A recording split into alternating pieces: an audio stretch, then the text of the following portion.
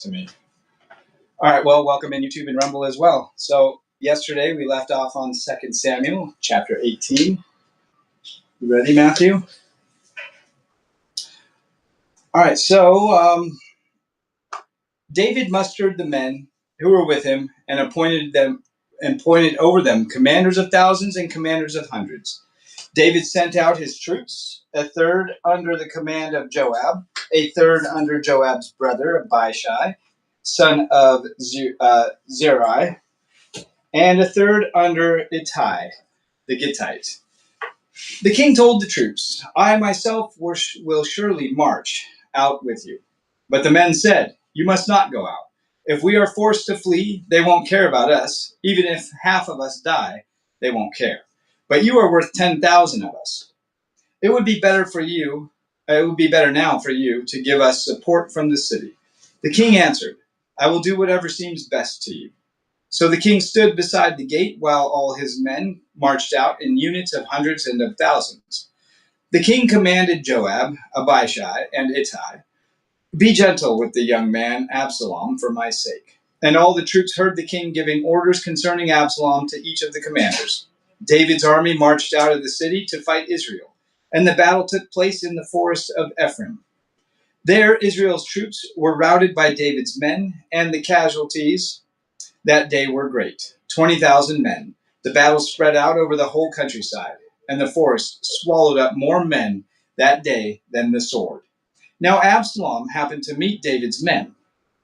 He was riding his mule, and as the mule went under the thicket of branches of a large oak, Absalom's hair got caught in the tree. Remember, Absalom has that beautiful hair he has to cut once a year, and it weighs 100 shekels.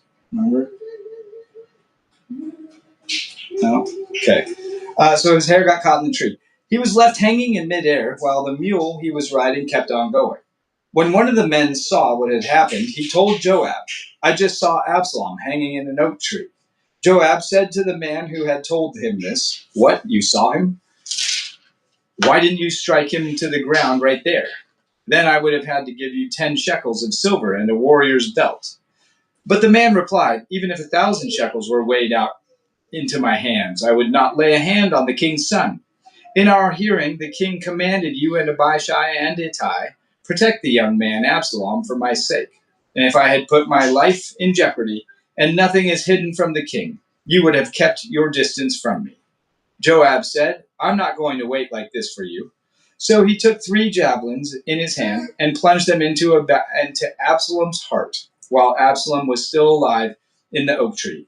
And 10 of Joab's armor bearers surrounded Absalom, struck him, and killed him. Then Joab sounded the trumpet, and the troops stopped pursuing Israel, for Joab halted them. They took Absalom, threw him into a big pit in the forest, and piled up a large heap of rocks over him. Meanwhile, all the Israelites fled to their homes. During his lifetime, Absalom had taken a pillar and erected it to the king in the king's valley as a monument to himself, for he thought, I have no son to carry on the memory of my name. He named the pillar after himself, and it is called Absalom's monument to this day. Now Ahimaaz, son of Zadok, said, let me run and take the news to the king that the Lord has vindicated him by delivering him from the hand of his enemies. You are not the one to take the news today, Joab told him. You may take the news another time, but you must not do so today, because the king's son is dead. Then Joab said to a Cushite, go, tell the king what you have seen. The Cushite bowed down before Joab and ran off. Ahimaaz, son of Zadok, again said to Joab, Come what may, please let me run behind the Cushite. But Joab replied, my son, why do you want to go? You don't have any news that will bring you a reward. He said, come what may, I want to run. So Joab said, run. Then Ahimaaz ran by way of the plain and outran the Cushite. While David was sitting between the inner and outer gates, the watchman went up to the roof of the gateway by the wall. As he looked out, he saw a man running alone. The watchman called out to the king and reported it. The king said, if he is alone, he must have good news. And the runner came closer and closer.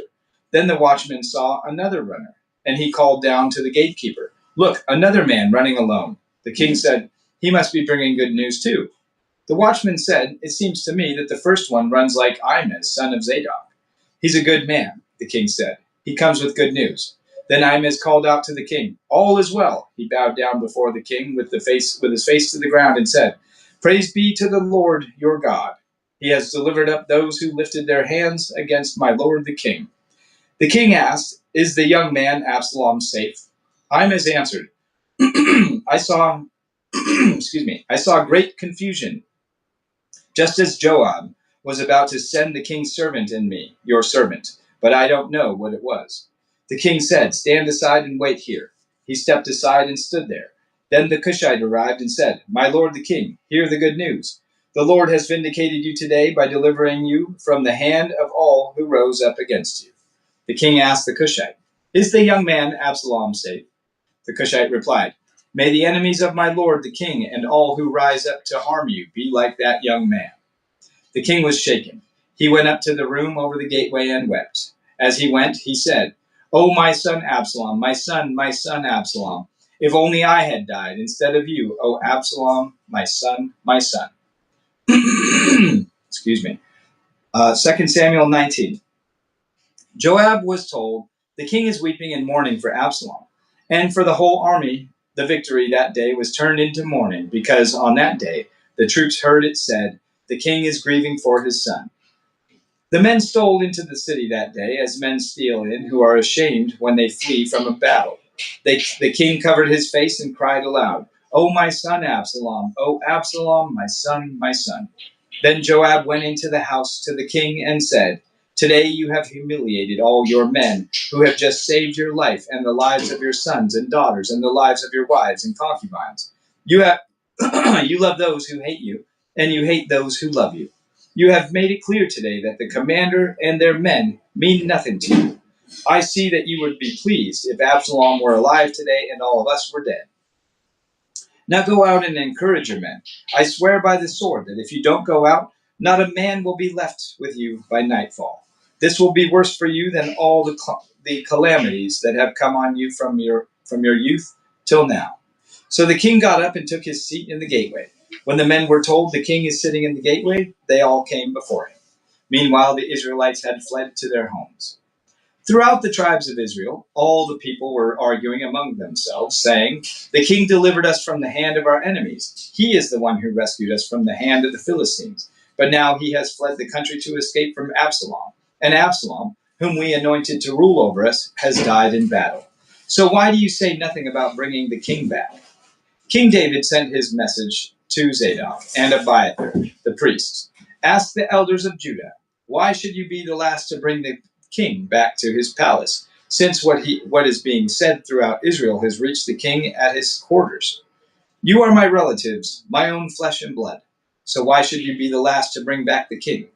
And say to Amasa, are you not my own flesh and blood? May God deal with me, be it ever so severely, if you are not the commander of my army for life in place of Joab." He won over the hearts of the men of Judah so that they were all out of one mind. So they were all of one mind. They sent word to the king, "Return you and all your men." Then the king returned and went as far as the Jordan. Now the men of Judah had come to Gilgal to go out and meet the king and bring him across the Jordan. Shimei, son of Gera, the Benjamite from Bahurim, hurried down with the men of Judah to meet King David. With him were 1,000 Benjamites, along with Ziba, the steward of Saul's household, and his 15 sons and 20 servants. They rushed to the Jordan where the king was. They crossed at the ford to take the king's household over and to do whatever he wished. Then Shimei, son of Gera, crossed the Jordan. He fell prostrate before the king and said to him, "May the Lord not hold me guilty. Do not remember how your servant did wrong on the day my lord the king left Jerusalem. May the king put it out of his mind. For I, your servant, now know that I have sinned. But today I have come here as the first from the tribes of Joseph to come down and meet my lord the king." Then Abishai, son of Zeruiah, said, "Shouldn't Shimei be put to death for this? He cursed the Lord and the Lord's anointed." David replied, "What does this have to do with you, you sons of Zeruiah? Excuse me. What right do you have to interfere? should anyone be put to death in Israel today? Don't I know that today I am king over Israel? So the king said to Shimei, you shall not die. And the king promised him an oath. Mephibosheth, Saul's grandson, also went down to meet the king. He had not taken care of his feet or trimmed his mustache or washed his clothes from the day the king left until the day he returned safely. When he came from Jerusalem to meet the king asked him, why didn't you go with me, Mephibosheth? He said, my lord the king, since I, your servant, am lame, I said, I will have my donkey saddled and will ride on it, so I can go with the king. But Ziba, my servant, betrayed me, and he has slandered your servant to my lord the king. My lord the king is like an angel of God. So do whatever you wish. All my grandfather's descendants deserve nothing but death from my lord the king. But you gave your servant a place among those who eat at your table. So what right do I have to make any more appeals to the king? So the king said to him, why say more? I order you and Ziba to divide the land. Mephibosheth said to the king, let him take everything, now that my lord the king has returned home safely. Barzillai, the Gileadite, also came down from Rogelim to cross the Jordan with the king and said to him on his way from there. Now Barzillai was very old, 80 years of age. He had provided for the king during his stay in Mahanaim, for he was a very wealthy man. The king said to Barzillai, cross over with me and stay with me in Jerusalem, and I will provide for you. But Barzillai answered the king, how many more years will I have that I should go up to Jerusalem with the king? I am now 80 years old. Can I tell the difference between what is enjoyable and what is not? Can your servant taste what he eats and drinks? Can I still hear the voices of male and female singers? Why should your servant be an added burden to my lord the king? Your servant will cross over the Jordan with the king for a short distance, but why should the king reward me in this way?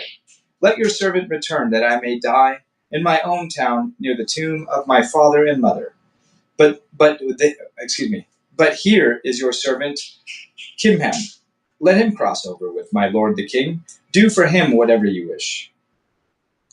The king said, Kimham shall cross over with me, and I will do for him whatever you wish. And anything you desire from me, I will do for you.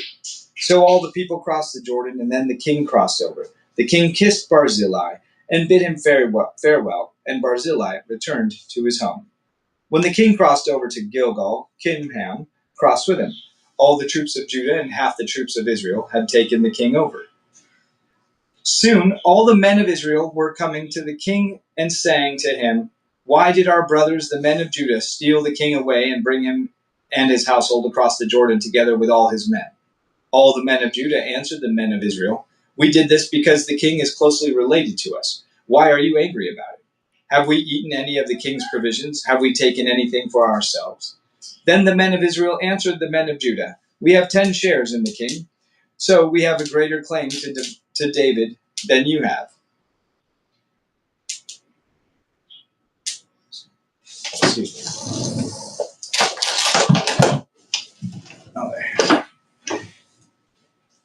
But the men of Judah pressed their claims even more forcefully than the men of Israel.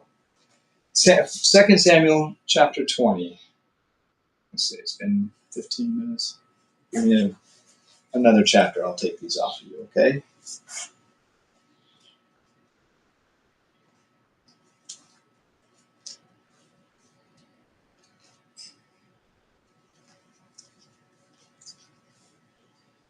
All right, chapter 20. Now a troublemaker named Sheba, son of Bichri, a Benjamite, happened to be there.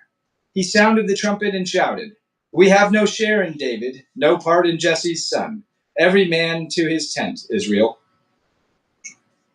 So all the men of Israel deserted David to follow Sheba, son of Bichri. But the men of Judah stayed by their king all the way from the Jordan to Jerusalem. When David returned to his palace in Jerusalem, he took the 10 concubines he had left to take care of the palace and put them in a house under guard. He provided for them but had no sexual relations with them. They were kept in confinement till the day of their death, living as widows. Then the king said to Amasa, summon the men of Judah to come to me within 3 days and be here yourself. But when Amasa went to summon Judah, he took longer than the time the king had set for him. David said to Abishai, "Now Sheba, son of Bichri, will do us more harm than Absalom did. Take your master's men and pursue him, or he will find fortified cities and escape from us."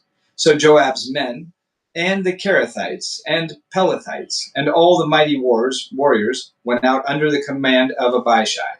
They marched out from Jerusalem to pursue Sheba, son of Bichri.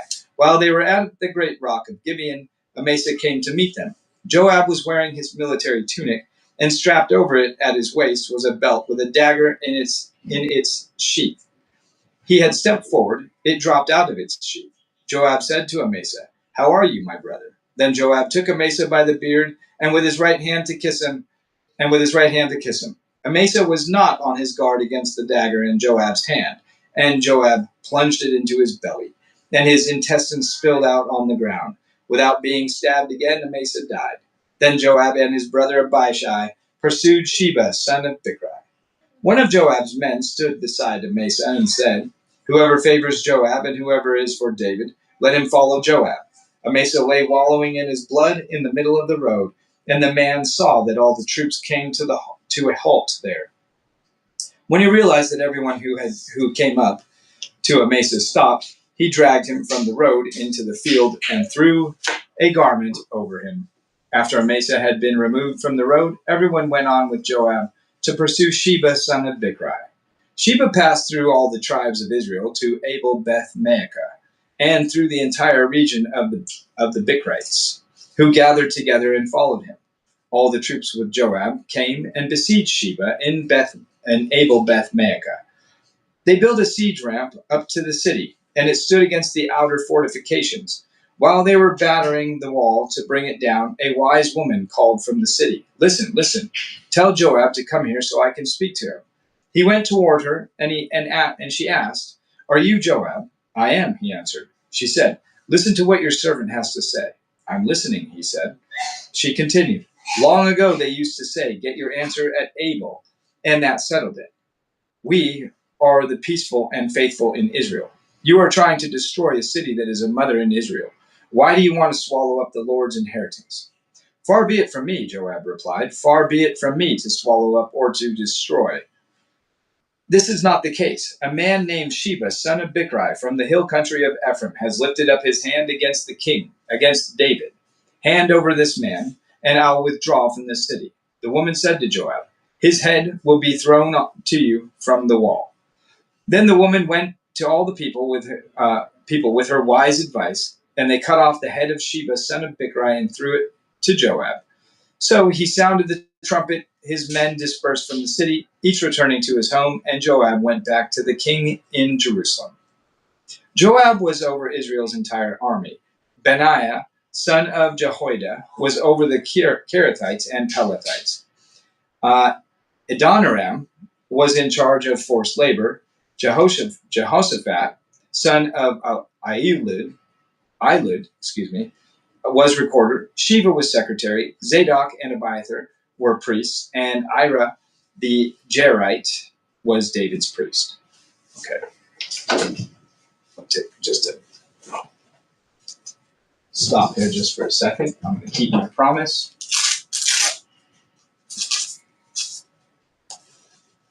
I told you one more chapter, and I take these off of you. Okay.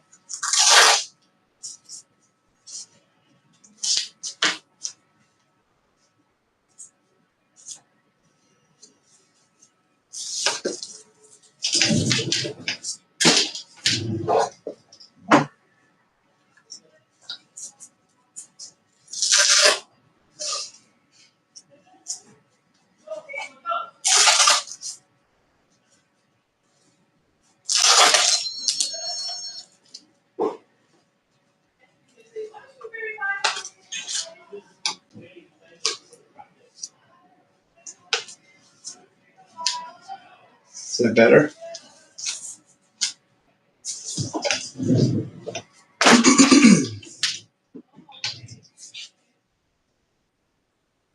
See, they open up. They open up.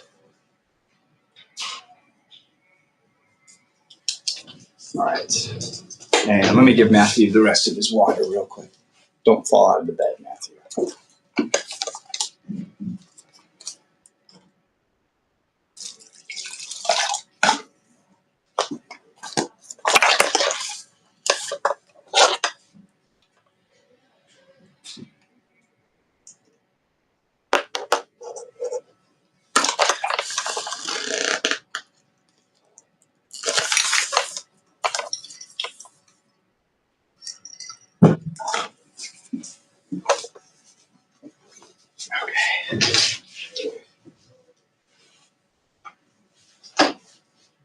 Feel better now, huh? You guys can see that now he's a little more relaxed. When he's under tension or stress, some of his contractors act up, and he'll start looking hard to the right. Now he's good. Okay. 2 Samuel chapter 21. During the reign of David, there was a famine for 3 successive years. So David sought the face of the Lord. The Lord said, It is on account of Saul and his bloodstained house. It is because he put the Gibeonites to death. The king summoned the Gibeonites and spoke to them. Now the Gibeonites were not part of Israel, but were survivors of the Amorites. The Israelites had sworn to spare them, but Saul, in his zeal for Israel and Judah, had tried to annihilate them. David asked the Gibeonites, What shall I do for you? How shall I make atonement so you will bless the Lord's inheritance? The Gibeonites answered him, We have no fight to demand silver or gold from Saul or his family, nor do we have the right to put anyone in Israel to death. Do what you want. What do you want me to do for you? Asked David.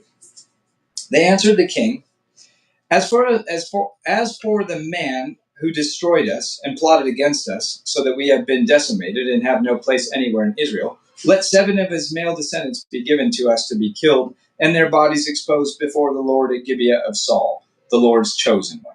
So the king said, I will give them to you.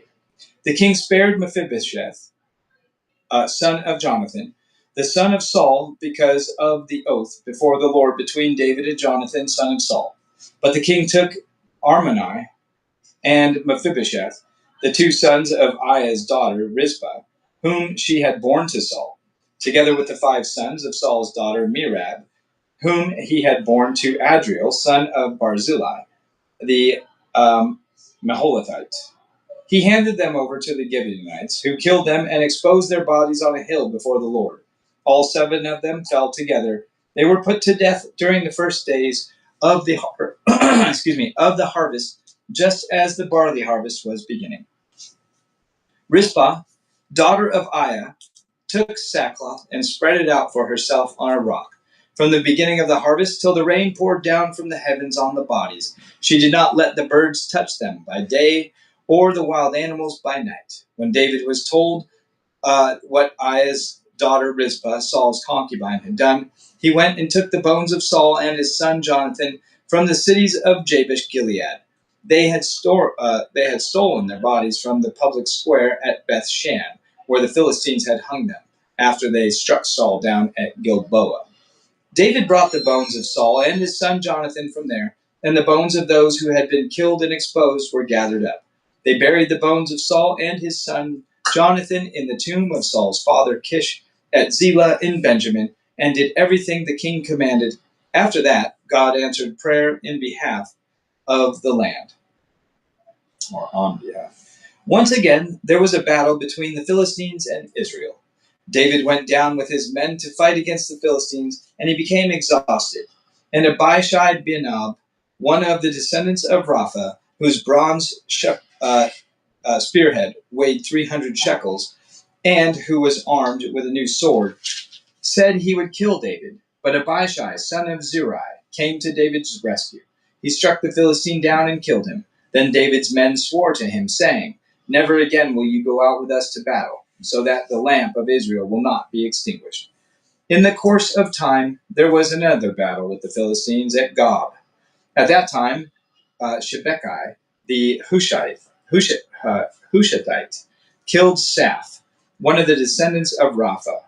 In another battle with the Philistines at Gob, Elaam, Elhanan, son of Jair, the Bethlehemite, killed the brother of Goliath, the Gittite, who had a spear with a shaft like a weaver's rod.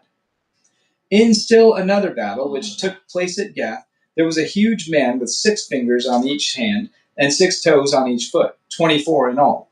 He also was descended from Rapha. When he taunted Israel, Jonathan, son of Shemaiah, David's brother, killed him. These 4 were descendants of Rapha and Gath, and they fell at the hands of David and his men. 2 Samuel chapter 22. David sang to the Lord the words of this song when the Lord delivered him from the hand of all his enemies and from the hand of Saul. He said, "The Lord is my rock, my fortress, and my deliverer. My God is rock, in whom I take refuge, my shield, and the horn of my salvation. He is my stronghold, my refuge, and my Savior. From violent people you save me. I called the Lord, who is worthy of praise, and have been saved from my enemies. The waves of death swirled about me. The torrents of destruction overwhelmed me. The cords of the grave coiled around me. The snares of death confronted me. In my distress, I called to the Lord. I called out to my God. From his temple, he heard my voice. My cry came to his ears. The earth trembled and quaked. The foundations of the heavens shook. They trembled because he was angry. Smoke rose from his nostrils. Consuming fire came from his mouth. Burning coals blazed out of it. He parted the heavens and came down. Dark clouds were under his feet. He mounted the cherubim and flew. He soared on the wings of the wind. He made darkness his canopy around him. Excuse me. The dark rain clouds of the sky. Out of the brightness of his presence, bolts of lightning blazed forth. The Lord thundered from heaven. The voice of the Most High resounded. He shot his arrows and scattered the enemy. With great bolts of lightning he routed them. The valleys of the sea were exposed, and the foundations of death laid bare at the rebuke of the Lord, at the blast of breath from his nostrils. He reached down from on high and took hold of me. He drew me out of deep waters. He rescued me from my powerful enemy, from my foes who were too strong for me. They confronted me in the day of my disaster, but the Lord was my support. He brought me out into a spacious place. He rescued me because he delighted in me. The Lord has dealt with me according to my righteousness, according to the cleanness of my hands. He has rewarded me. For I have kept the ways of the Lord. I am not guilty of turning from my God. All his laws are before me. I have not turned away from his decrees. I have been blameless before him and have kept myself from sin. The Lord has rewarded me according to my righteousness, according to my cleanness in his sight. To the faithful you show yourself faithful. To the blameless you show yourself blameless. To the pure you show yourself pure. But to the devious you show yourself shrewd. You save the humble, but your eyes are on the haughty to bring them low. You, Lord, are my lamp. The Lord turns my darkness into light. With your help I can advance against a troop. With my God I can scale a wall.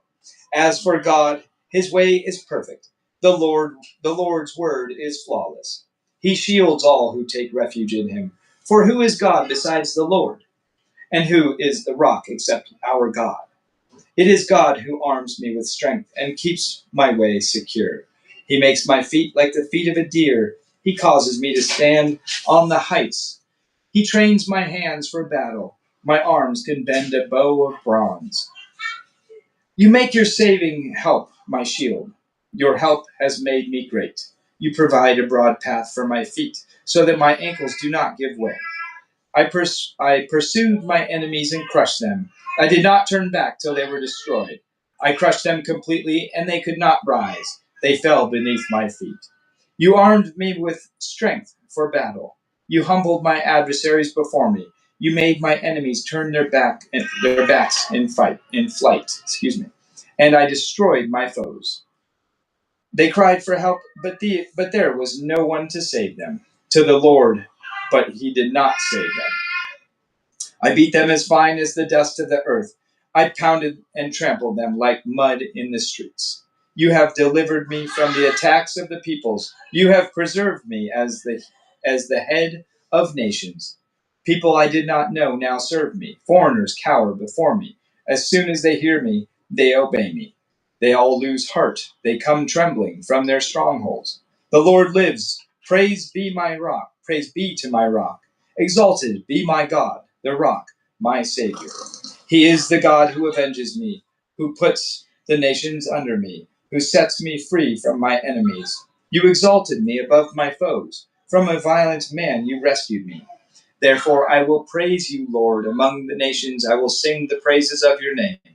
He gives his king great victories. He shows unfailing kindness to his anointed, to David and his descendants forever.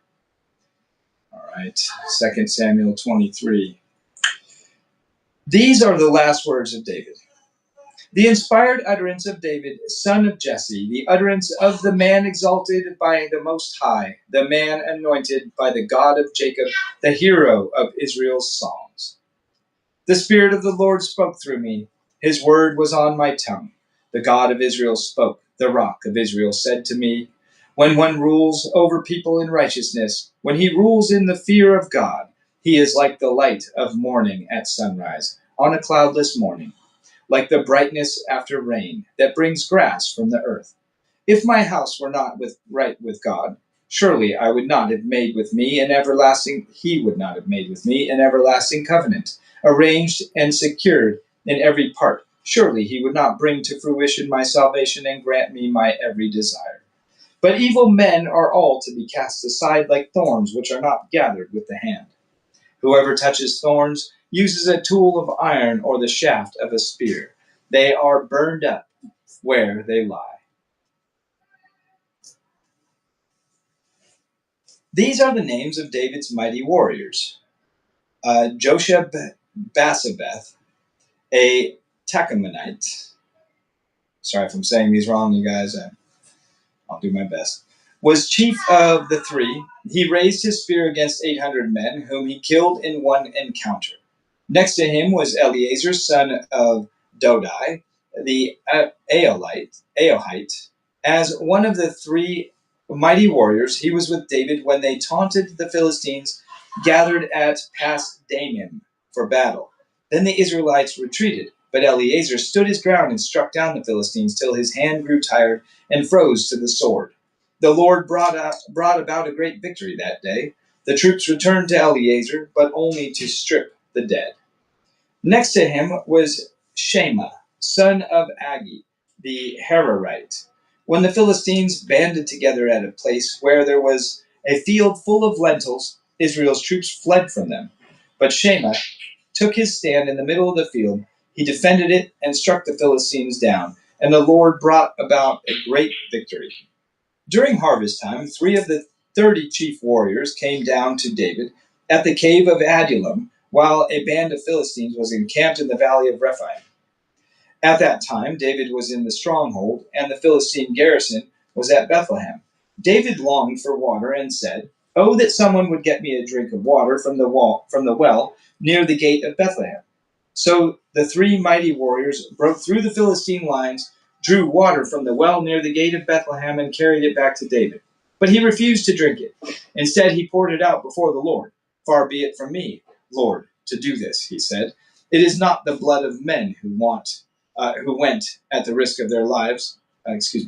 Is it not the blood of men who went at the risk of their lives?" And David would not drink it. Such were the exploits of the 3 mighty warriors. Abishai, the brother of Joab, son of Zeruiah, was chief of the 3. He raised his spear against 300 men, whom he killed, and so he became as famous as the 3. He was not Was he not held in greater honor than the 3? He became their commander, even though he was not included among them. Apologize. Benaiah, son of Jehoiada, a valiant fighter from Kabzeel, performed great exploits. He struck down Moab's 2 mightiest warriors. He also went down into a pit on a snowy day and killed a lion. He struck down a huge Egyptian, although the Egyptian had a spear in his hand. Benaiah went against him with a club. He snatched the spear from the Egyptian's hand and killed him with his own spear. Such were the exploits of Benaiah, son of Jehoiada. He too was as famous as the three mighty warriors. He was held in greater honor than any of the 30, but he was not included among the three. And David put him in charge of his bodyguard. Among the 30 were Asahel, the brother of Joab, Elhanan, son of Dodo from Bethlehem, Shema, the Harodite, Elika, the Harodite, Helez, the Palite, Ira, son of Ikesh from Tekoa, Abiezer from Anathoth, Sibbecai, the Hushathite, Zalman, the Aelite, Meharai, the Netaphalite, Heled, son of Baana, the Netaphalite, Ithai, son of Ribai, from Gibeah in Benjamin, Benaiah, the Pirathonite, Hiddai, from the ravines of Gash, Abi Albon, from Arbathite, Asmaveth, the Barhumite, Eliab, the Shalbanite, sorry guys, the sons of Jashin, Jonathan, son of Shema the Hararite, Iam, son of Sherar the Hararite, Eliphalet, son of Ahishab, no, Isabai, I apologize, the Maacathite, that's what it is, Eliam, son of Ahithophel, the Gilonite, Hezro, the Carmelite, Perai, the Arbite, Egal, son of Nathan from Zobah, the son of Hagri, Zelek, the Ammonite, Naarai, the Berathite, the armor-bearer of Joab, son of Zerah, Ira, the Ithrite, Gerab, the Ithrite, and Uri, the Hittite. There were 37 in all. All right. Got through some of those names, okay? 2 Samuel chapter 24. Again, the anger of the Lord burned against Israel, and he incited...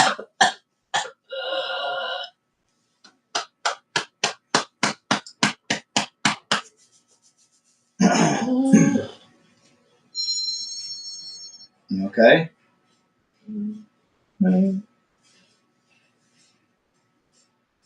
You want to make some more sounds today? That'd be awesome. If you did. Huh? I know you're trying. You are really trying lately. I'm proud of you, Matthew. All right, so the king's... let's see. No, I'll start over. Again, the anger of the Lord burned against Israel, and he incited David against them, saying, Go and take a census of Israel and Judah. So the king said to Joab and the army commanders with him, Go throughout the tribes of Israel from Dan to Beersheba, and enroll the fighting men, so that I may know how many are there. But Joab replied to the king, May the Lord your God multiply the troops 100 times over, and may the eyes of my lord the king see it. But why does my lord the king want to do such a thing? The king's word, however, overruled Joab and the army commanders, so they left the presence of the king to enroll the fighting men of Israel. After crossing the Jordan, they camped near Aroer, south of the town in the gorge, and then went through Gad and on to Jazer. They went to Gilead and the region of Tathim Hodshai, and on to Dan Jaam, and around toward Sidon. Then they went toward the fortress of Tyre and all the towns of the Hivites and Canaanites. Finally, they went on to Beersheba in the Negev of Judah. After they had gone through the entire land, they came back to Jerusalem at the end of 9 months and 20 days. Joab reported the number of the fighting men to the king. In Israel, there were 800,000 able-bodied men who could handle a sword, and in Judah, 500,000. David was conscience-stricken after he had counted the fighting men, and he said to the Lord, I have sinned greatly in what I have done. Now, Lord, I beg you, take away the guilt of your servant. I have done a very foolish thing. Before David got up the next morning, the word of the Lord came to Gad the prophet, David's seer. Go and tell David, this is what the Lord says. I am giving you three options. Choose one of them for me to carry out against you. So Gad went to David and said to him, Shall there come on you 3 years of famine in your land, or 3 months of fleeing from your enemies while they pursue you, or 3 days of plague in your land? Now then, think it over and decide how I should answer the one who sent me. David said to Gad, I am in deep distress. Let us fall into the hands of the Lord, for his mercy is great, but do not let me fall into human hands. So the Lord sent a plague on Israel from that morning until the end of the time designated, and 70,000 of the people from Dan to Beersheba died. When the angel stretched out his hand, when the angel stretched out his hand to destroy Jerusalem, the Lord relented concerning the disaster and said to the angel who was afflicting the people, Enough, withdraw your hand. The angel of the Lord was then at the threshing floor of Araunah the Jebusite. When David saw the angel who was striking down the people, he said to the Lord, I have sinned. I, the shepherd, have done wrong. These are but sheep. What have they done? Let your hand fall on me and my family. On that day, Gad went to David and said to him, Go up and build an altar to the Lord on the threshing floor of Araunah the Jebusite. So David went up as the Lord had commanded through Gad. Now when Araunah looked and saw the king and his officials coming toward him, he went he went out and bowed down before the king with his face to the ground. Araunah said, Why has my lord the king come to his servant? To buy your threshing floor, David answered, so I can build an altar to the Lord, that the plague on the people may be stopped. Araunah said to David, Let my lord the king take whatever he wishes and offer it up. Here are oxen for burnt offering, and here are threshing sledges and ox yokes for the wood. Your majesty, Araunah, gives all this to the king. Araunah also said to him, May the Lord your God accept you. But the king replied to Araunah, No, I insist on paying you for it. I will not sacrifice to the Lord my God burnt offerings that cost me nothing. So David bought the threshing floor and the oxen and paid 50 shekels of silver for them. David built an altar to the Lord there and sacrificed burnt offerings and fellowship offerings. Then the Lord answered his prayer on behalf of the land, and the plague on Israel was stopped. All right, that is the end of 2 Samuel. We still have about 20 minutes, so I'm going to keep reading and get into 1 Kings right away. Okay, Matthew? Are you okay with that? Yeah? Okay, all right. Several blinks. I like it. You're listening to me. Thank you for answering, kiddo. These are all fun books, huh? Yeah, they're not crazy prophecy, which is still fun but difficult to understand. Okay, so they're claiming author unknown. The audience is God's chosen people, the Israelites, and the date is probably about 550 BC during the Babylonian exile. And the theme, and this is according to the writer of not the Bible authors, but the writer of this particular one, God judges and eventually expels Israel and Judah from his presence and in the promised land when their kings turn away from his covenant law. Okay. Let's see.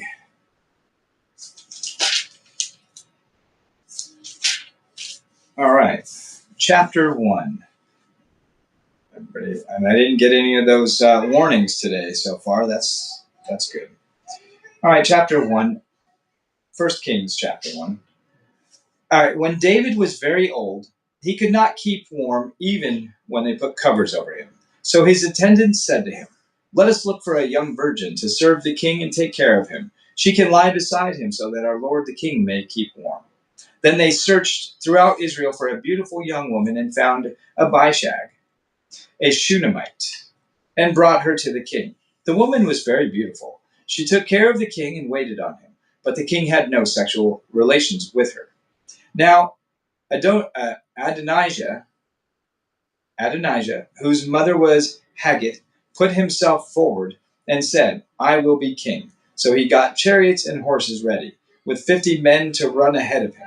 His father had never rebuked him by asking, why do you behave as you do? He was also very handsome and was born next after Absalom. Adonijah conferred with Joab, son of Zeruiah, and with Abiathar the priest, and they gave him their support. But Zadok the priest, Benaiah, son of Jehoiada, Nathan the prophet, Shimei, and Rei, and David's special guard did not join Adonijah. Adonijah then sacrificed sheep, cattle, and fatted calves at the stone of Zoheleth, near En Rogel.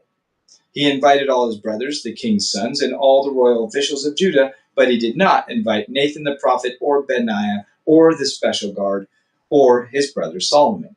Then Nathan asked Bathsheba, Solomon's mother, "Have you not heard that Adonijah, the son of Haggith, has become king, and our Lord David knows nothing about it? Now then, let me advise you how you can save your own life and the life of your son Solomon. Go into King David, and say to him, 'My lord the king, did you not swear to me, your servant, surely Solomon your son shall be king after me, and he will sit on my throne? Why then has Adonijah become king? While you are still there talking to the king, I will come in and add my word to what you have said.' So Bathsheba went to see the aged king in his room, where Abishag, the Shunammite, was attending him. Bathsheba bowed down, prostrating herself before the king. 'What is it you want?' the king asked. She said, 'My lord, you yourself swore to me, your servant, by the Lord your God, Solomon your son shall be king after me, and he will sit on my throne. But now Adonijah has become king, and you, my lord the king, do not know about it. He has sacrificed great numbers of cattle, fatted calves, and sheep, and has invited the king's sons, Abiathar the priest, and Joab the commander of the army, but he has not invited Solomon your servant. My lord the king, the eyes of all Israel are on you, to learn from you who will sit on the throne of my lord the king after him. Otherwise, as soon as my lord the king is laid to rest with his ancestors, I and my son Solomon will be treated as criminals." While she was still speaking with the king, Nathan the prophet arrived, and the king was told, "Nathan the prophet is here." So he went before the king and bowed down with his face to the ground. Nathan said, "Have you, my lord the king, declared that Adonijah shall be king after you, and that he will sit on your throne? Today he has gone down and sacrificed great numbers of cattle, fattened calves, and sheep.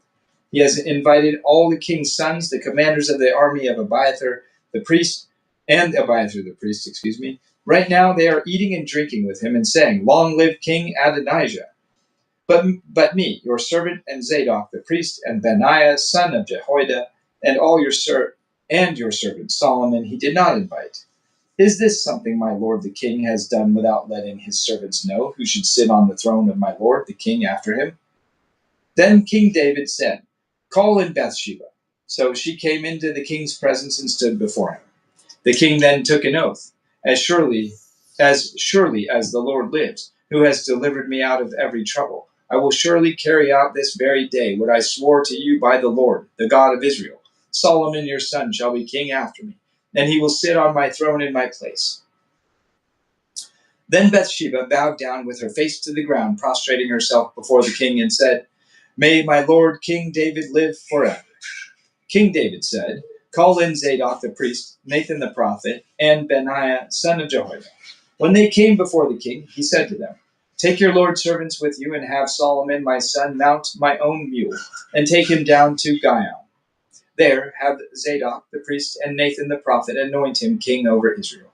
Blow the trumpet and shout, 'Long live King Solomon.' Then you are to go up with him, and he is to come and sit on my throne and reign in my place.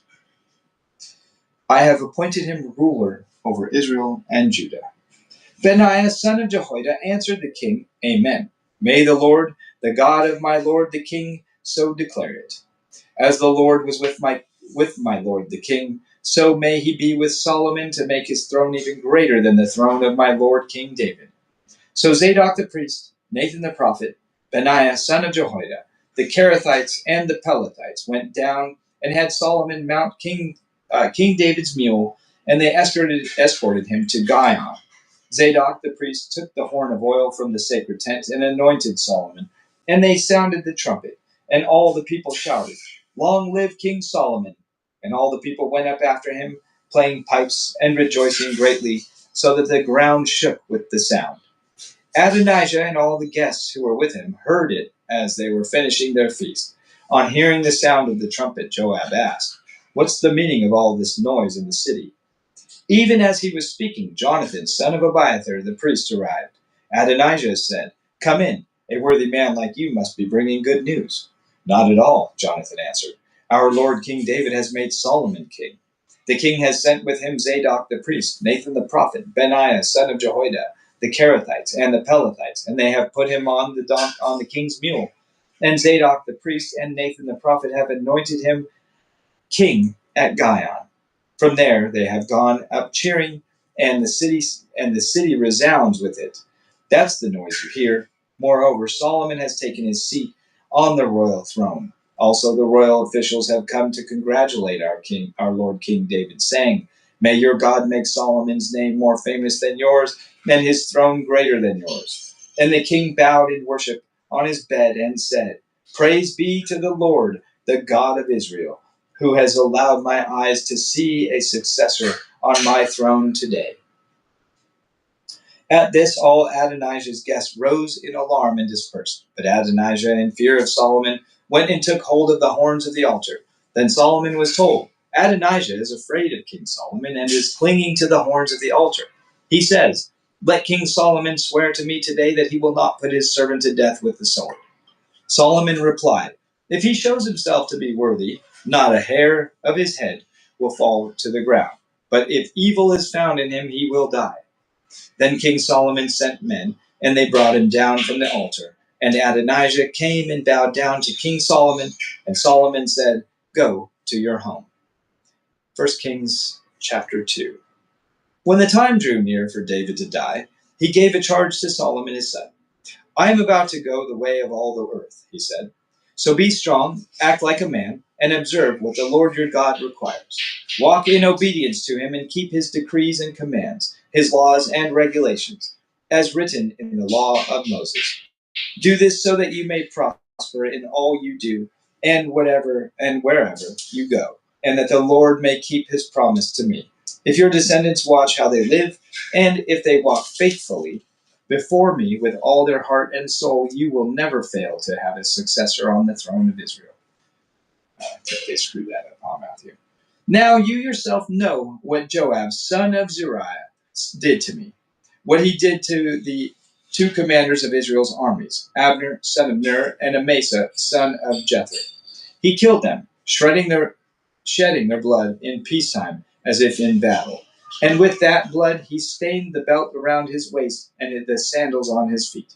Deal with him according to your wisdom, but do not let his gray head go down to the grave in peace.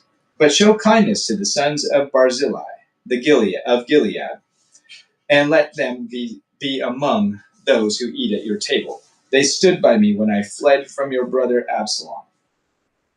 Excuse me. "And remember, you have with you Shimei, son of Gera, the Benjamite from Bahurim, who called down bitter curses on me that day I went to Mahanaim. When he came down to meet me at the Jordan, I swore to him by the Lord, I will not put you to death by the sword. But now, do not consider him innocent. You are a man of wisdom. You will know what to do with him. Bring his gray head down to the grave in blood." Then David rested with his ancestors and was buried in the city of David. He had reigned 40 years over Israel, 7 years in Hebron, and 33 in Jerusalem. So Solomon sat on the throne of his father David, and his rule was firmly established. All right. Now, Adonijah, the son of Haggith, went to Bathsheba, Solomon's mother. Bathsheba asked him, "Do you come peacefully?" He answered, "Yes, peacefully." Then he added, "I have something to say to you." "You may say it," she replied. "As you know," he said, "the kingdom was mine. All Israel looked at me as their king. But things changed, and the kingdom has gone to my brother, for it has come to him from the Lord. Now I have one request to make of you. Do not refuse me." "You may make it," she said. So he continued, Please ask King Solomon. He will not refuse you, to give me Abishag the Shunammite as my wife." "Very well," Bathsheba replied. "I will speak to the king for you." When Bathsheba went to King Solomon to speak to him for Adonijah, the king stood up to meet her, bowed down, bowed down to her, and sat down on his throne. He had a throne brought for the king's mother, and she sat down at his right hand. "I have one small request to make of you," she said. "Do not refuse me." The king replied, "Make it, my mother. I will not refuse you." So she said, "Let Abishag the Shunammite be given in marriage to your brother Adonijah."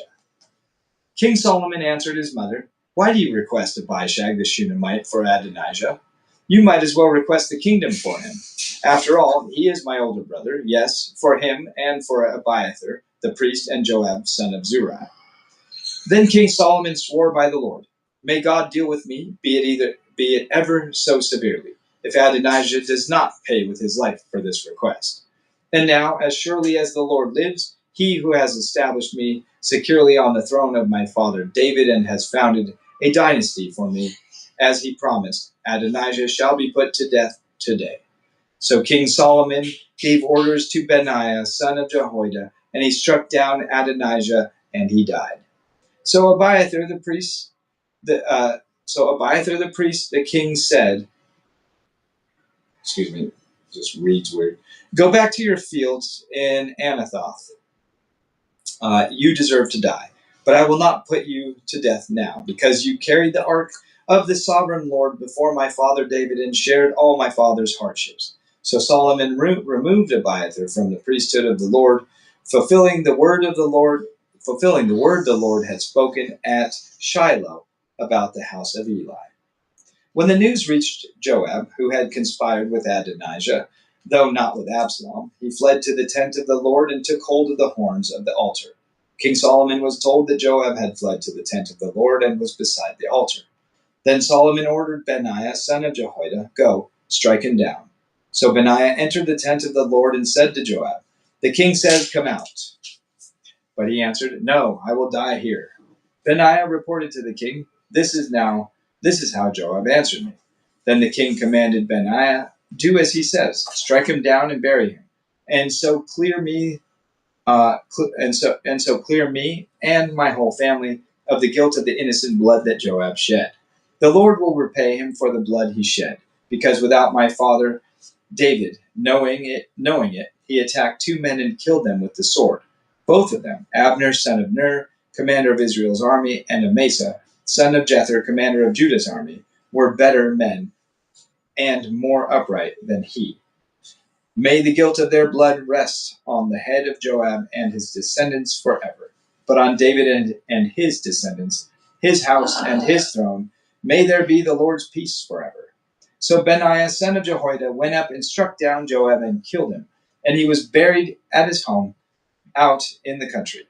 The king put Benaiah, son of Jehoiada, over the army in Joab's position, and replaced Abiathar with Zadok, the priest. Then the king sent for Shimei and said to him, "Build yourself a house in Jerusalem and live there, but do not go anywhere else.